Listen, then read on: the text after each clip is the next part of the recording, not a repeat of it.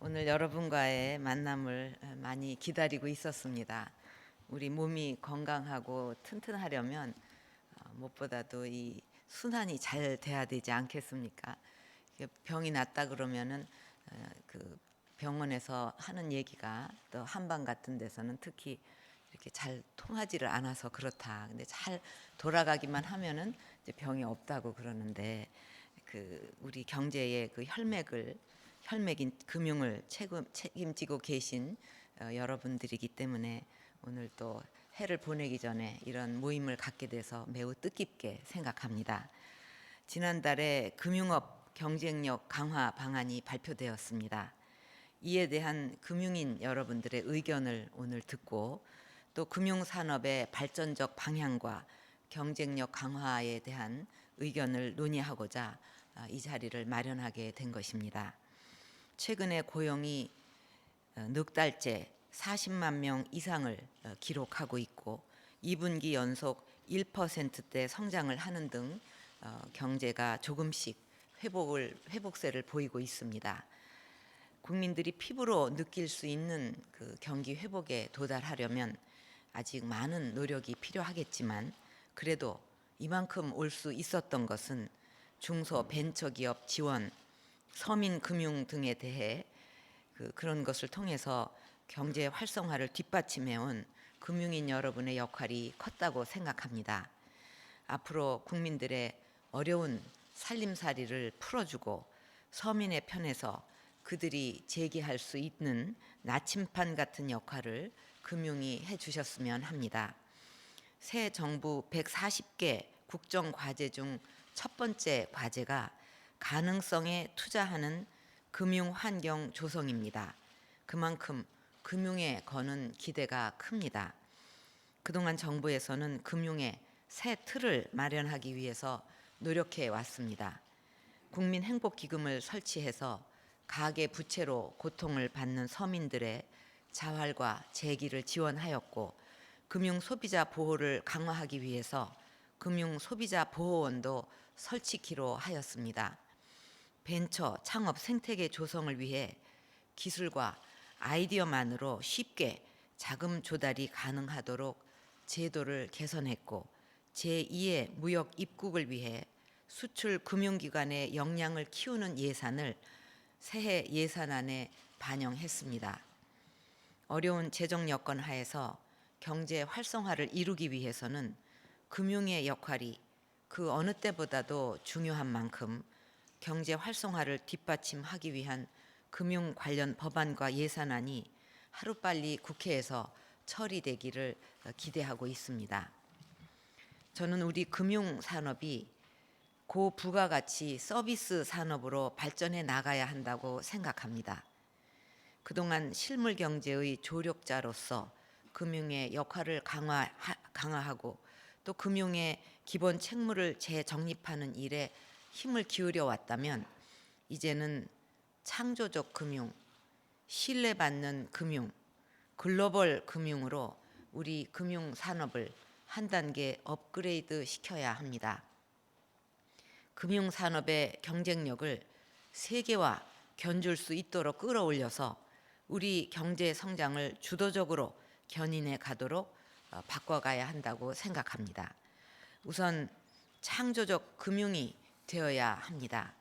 새로운 아이디어와 혁신적인 시도가 열매를 맺으려면 이것을 수용하고 관리할 수 있는 창의적인 금융 기법이 뒷받침되어야만 합니다. 저는 금융의 창의성을 구현하기 위한 첫 단추가 금융에 대한 규제 완화라고 생각합니다. 소비자 보호와 건전성 유지를 위해 꼭 필요한 규제만 남겨놓고 네거티브 방식으로 모든 규제를 과감하게 풀어야 합니다. 구두, 지도 등 눈에 보이지 않는 규제도 철폐하고 감독 관행과 방식도 국제 기준에 부합하도록 투명하고 예측 가능하게 개선해 가야 합니다. 앞으로 규제 환경이 달라지면 더 이상은 담보나 보증 위주로 손쉽게 돈 벌던 시대는 계속되기 어려울 것입니다. 저는 담보나 보증이 아니라 아이디어와 기술 가치, 비즈니스 모델을 높이 평가하고 이를 사업으로 연결시켜내는 금융회사만이 미래 한국 금융을 선도할 수 있다고 생각합니다. 모든 금융사들이 그런 혁신의 방향으로 변화해 가기를 기대하고 있습니다.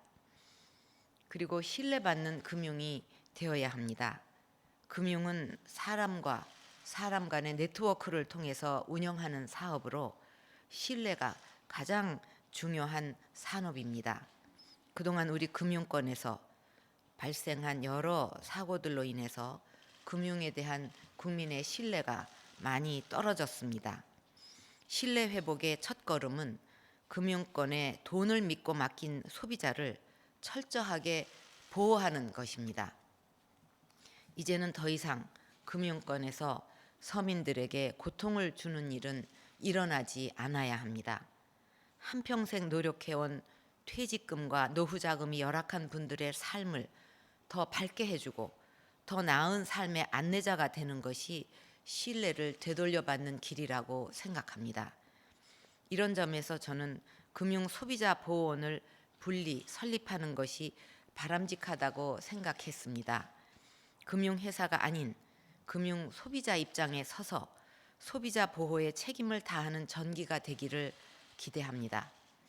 금융회사 스스로도 시장의 신뢰를 저버리지 않는 것이 중요합니다.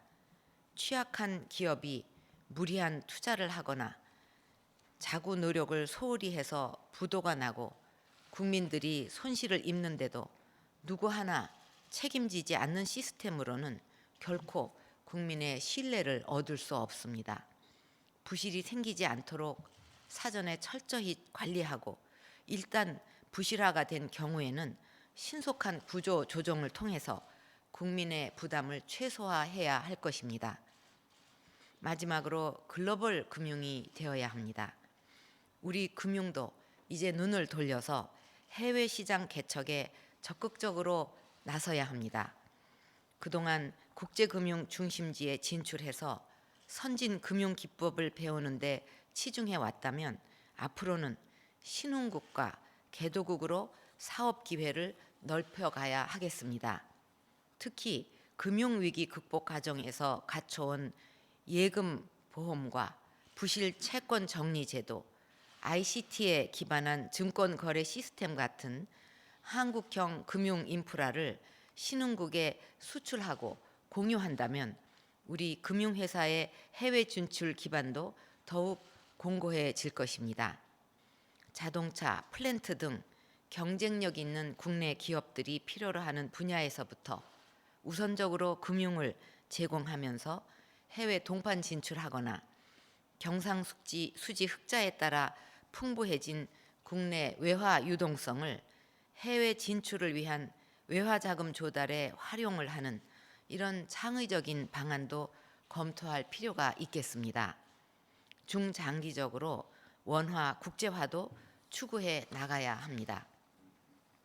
이미 자국 통화 표시, 통화 수합 체결 등을 통해서 원화 국제화의 첫 발을 내디딘 만큼 경상거래와 함께 자본거래에서도 국제화가 점진적으로 추진될 수 있도록 준비해 나가야 하겠습니다.